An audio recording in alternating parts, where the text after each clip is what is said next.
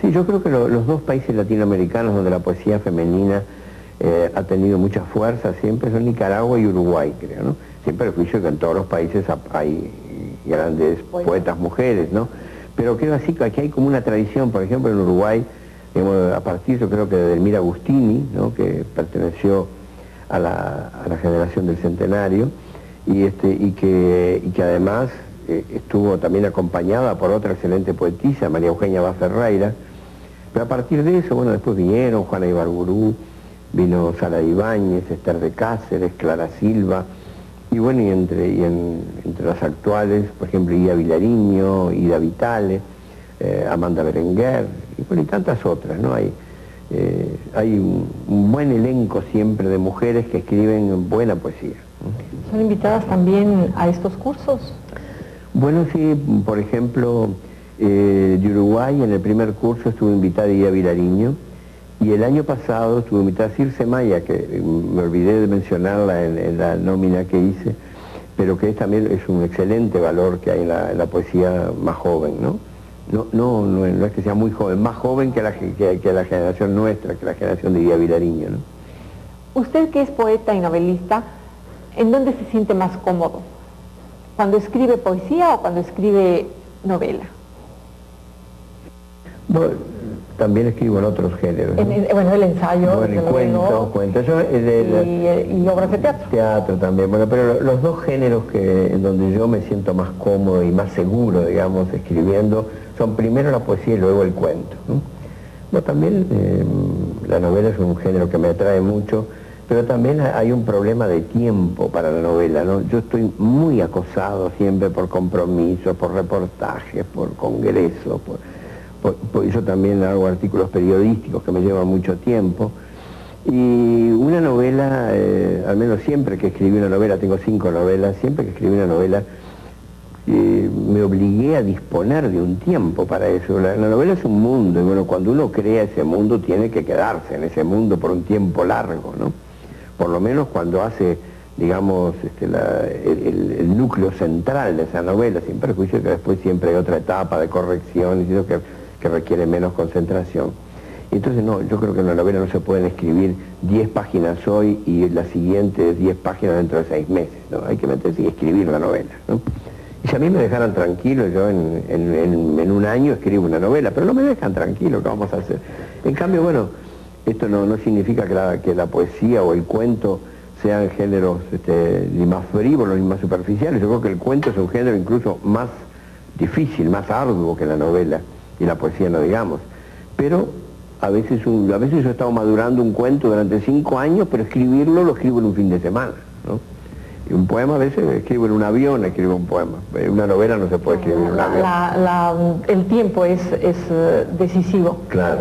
Usted escribió un poema que dice: un hombre alegre es uno más en el coro de los hombres alegres. Un hombre triste no se parece a ningún hombre triste. ¿Cuál es la diferencia entre la alegría y la tristeza? Bueno, lo que pasa es que, aparte ya de la poesía, ¿no? La poesía refleja cosas, pero la alegría, que sin perjuicio de que pueda ser individual, ¿no? Pero el hombre que experimenta una alegría trata de compartirla, trata de convertir la alegría individual en una alegría colectiva, ¿no? Y además hay veces acontecimientos que llevan a una alegría colectiva, ya sea una conquista política como un partido de fútbol, ¿no? Llevan a una alegría colectiva. Y en cambio la tristeza es una cosa más individual, y justamente a veces por la depresión que provoca, por las ansias, la amargura que provoca, hace que el triste un poco se enclaustre en sí mismo, se encasille en sí mismo. Tiene que ser alguien de mucha confianza, tiene que haber casi una hermandad con un prójimo ante el cual el triste se confíe, ¿no? Porque la tristeza es a veces difícil de comprender, y entonces el que escucha el relato de una tristeza puede a veces tomarla con superficialidad, con frivolidad, o darle consejos paternalistas que a veces no son asimilados por el triste, ¿no? Yo creo que el triste tiene que trabajar con su tristeza prácticamente solo hasta que la pueda trascender. ¿Y cree usted que también para escribir poesía es más estimulante la tristeza? No, yo no soy de ese concepto que está bastante generalizado, ¿no? Que solo, incluso se dice que solo la literatura nace de la desgracia, de la tristeza, de la muerte, ¿no? Bueno, yo creo que sí, que son temas que muchas veces están en el origen de una obra literaria y por supuesto de la poesía, que después de todo creo que es el género más subjetivo de todos los géneros literarios. Pero, digamos, hay mucha poesía de amor y el amor provoca tristeza, pero también provoca alegrías. Y bueno, un amor realizado no es una cosa triste, aunque puede a veces estar amenazado, el amor siempre está amenazado, ¿no? Pero en el momento que un amor se realiza es una eclosión, es un goce, ¿no? Y entonces, bueno, buena parte de la poesía amorosa se basa en amores realizados. Hay también poesía que se basa en amores frustrados, en la muerte del amor, ¿no? Pero yo no creo que sea obligatorio, ¿no? No creo que sea obligatorio lo negativo de la vida para hacer un poema. Con la caída del muro de Berlín y los cambios en Europa del Este y la Unión Soviética, desde luego, y América Latina también, se dice que la derecha ha triunfado. ¿Lo cree usted así? Bueno, lo que sí ha habido una derechización del mundo, ¿no? Eso es evidente, ¿no? Pero bueno, pensar que la izquierda ha muerto sería muy trágico para la humanidad, ¿no? Porque bueno, la derecha y todas las ideologías que la sustentan y el capitalismo, que es su expresión más pura, evidentemente tienden a la desigualdad del hombre, a la explotación del hombre. Sería sobre todo para el tercer mundo, y no solo para el tercer mundo, para las clases más desposeídas en los propios países del primer mundo, sería muy desgraciado que la izquierda dejara de existir. Yo tengo no solo la esperanza, sino la seguridad de que la izquierda va a seguir existiendo. Lo que sí es probable es que la izquierda tenga que hacerse una buena autocrítica, tenga que ver cuáles han sido sus errores, a veces sus obsecuencias.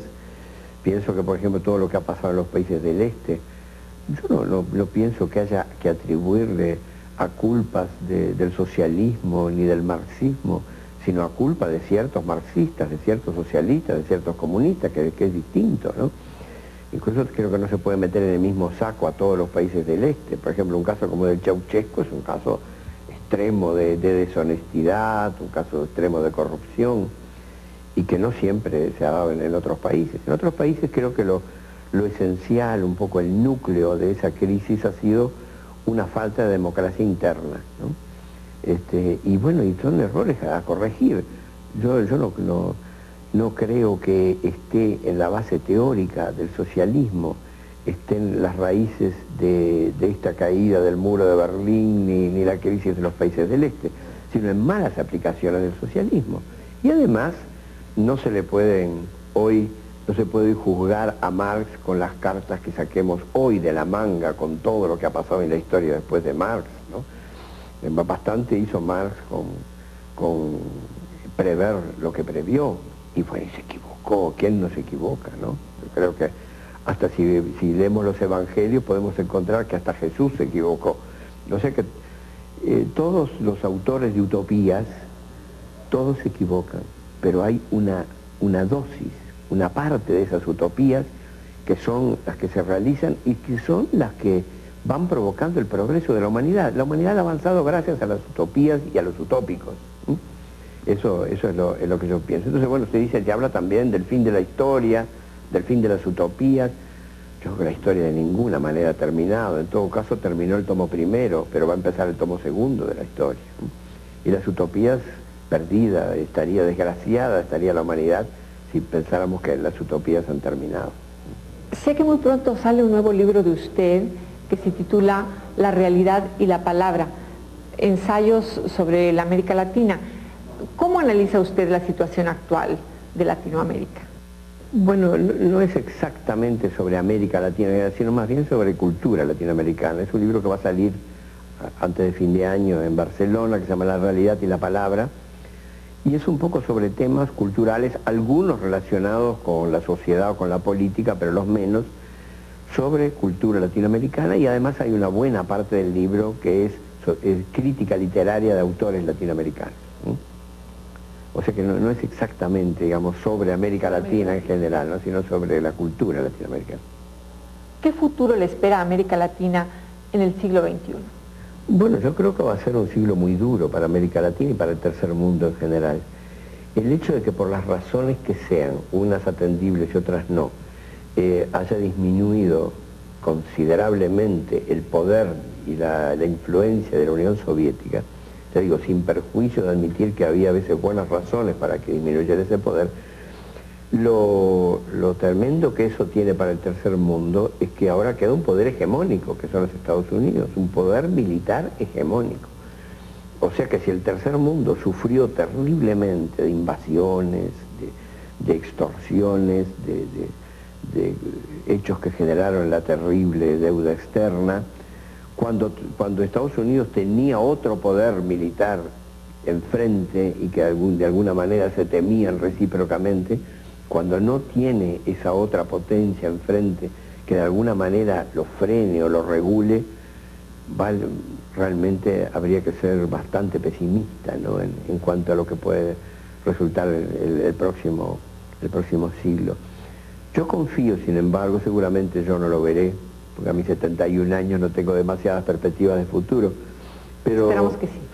Esperamos que sí, que viva usted muchos años. Esperamos que sí, pero bueno, pero aún así yo creo que no va a haber acontecimientos así demasiado cercanos que establezcan un cambio así tan repentino como los que acontecieron hacia la derecha en estos últimos años. Uno confía también que dentro de los propios Estados Unidos se vaya generando una crisis, ¿no? La situación económica que tiene Estados Unidos en este momento, y más aún con la aparición de otros dos poderes económicos, como son el Japón y la Comunidad Europea, liderada ahora por una Alemania unificada, que ya sabemos el poder que puede tener en ese sentido, yo creo que si Estados Unidos no se maneja con una extraordinaria habilidad, ¿no?, y puede tener un deterioro de la situación económica, y eso puede generar crisis internas, porque el pueblo norteamericano lo han convencido tanto de la importancia del confort y del lujo, es casi, digamos, la primera religión en Estados Unidos del confort. Si ese pueblo es capaz, a lo mejor incapaz de reaccionar positivamente frente a toda la hipocresía que fue la guerra del Golfo, o frente a la invasión a Panamá, o frente a la invasión a Granada, pero sí yo creo que va a ser capaz de reaccionar, y a lo mejor agresivamente, el día que pierda su confort, el día que le quiten esa religión. Entonces, bueno, yo tengo un poco esperanzas en eso también, y en respuestas que desde el pozo en que está ahora ese tercer mundo vayan generando sus espíritus más lúcidos, y en respuestas que signifiquen un enfrentamiento distinto al que ha habido en todos estos últimos decenios, un enfrentamiento con ese poder hegemónico. ¿Siente que la cultura uruguaya se ha curado de las heridas de la dictadura militar? Bueno, esas heridas no se curan así nomás, no se curan rápidamente. Yo creo que, además, los militares están en sus cuarteles, pero están siempre vigilantes y de alguna manera influyendo o veladamente amenazando a las instituciones civiles, como pasa en Argentina, como pasa en Chile, como pasa en Brasil, aunque menos. Ellos no dejaron el poder con demasiada satisfacción. Entonces vigilan, y por eso mismo las democracias recuperadas en el Cono Sur no son democracias plenas, no son democracias plenas. El hecho mismo de que no se haya podido castigar a los torturadores, ¿no?, en base a las presiones que hubo en ese sentido, eso es un déficit. Esa es la deuda interna que tenemos, aparte de la deuda externa en lo económico. La deuda interna que tenemos es la impunidad de los torturadores.